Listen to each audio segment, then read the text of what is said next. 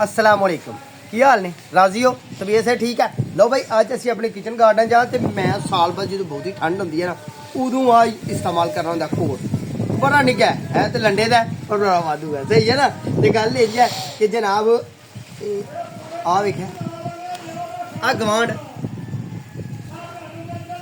इतने विआह है साढ़े गवांढी तो भाई भंड डे ने डगा डगा बगा बगा बगा बगा करन दिन कोई गल नहीं हाँ साडा अपना काम है। अज हवा माशाल्लाह वगी है तो पूरे ने जनाब साडा पौधा खराब कर दिता। देखिया ना तुसीं कक्कर ने आ पपीते दे बड़े सोहने पत्ते हैं अभी इन्हें साड़ दिते ने।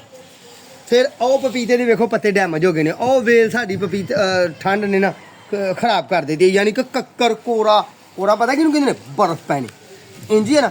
तो अल्लाह का बड़ा ही फजल होया कि 2 दिन ही ये मामला बनया साढ़े इधर तो तीसरे दिन रब ने बदल कर दिता तो राती मींह वसिया कमाल का सोहना मींह वसिया ठीक है ना। बाकी गल ये तुहाडे नाल शेयर करनी है सादा जी कि मैं टेबल लिया के ना इत्थे रख के तो टेबलों ते वर्के वुरके चाढ़ के ते आ पौधे बनाए ने तो कैसा मेरे गार्डन का मामला है सोहना है ना। तो गल एक होर भी तुहानूं लगा दसन कि रोज़े माशाल्लाह आने वाले ने रोज़े आने च तकरीबन 20-25 दिन रह गए 20 दिन 25 दिन रह गए रोज़े आने च रोज़ा आने च।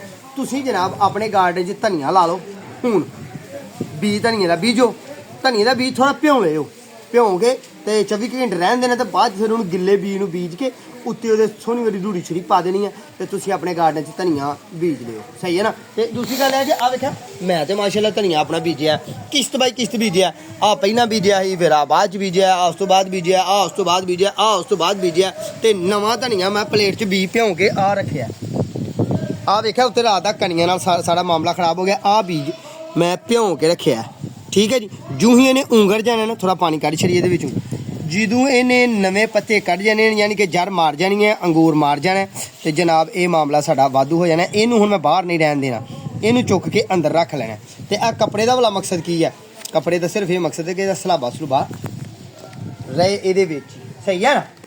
बाकी यह है कि तुसीं साडे नाल रहना तो इंशाल्लाह तुहाडे नाल ही शेयर करते रहेंगे मामला।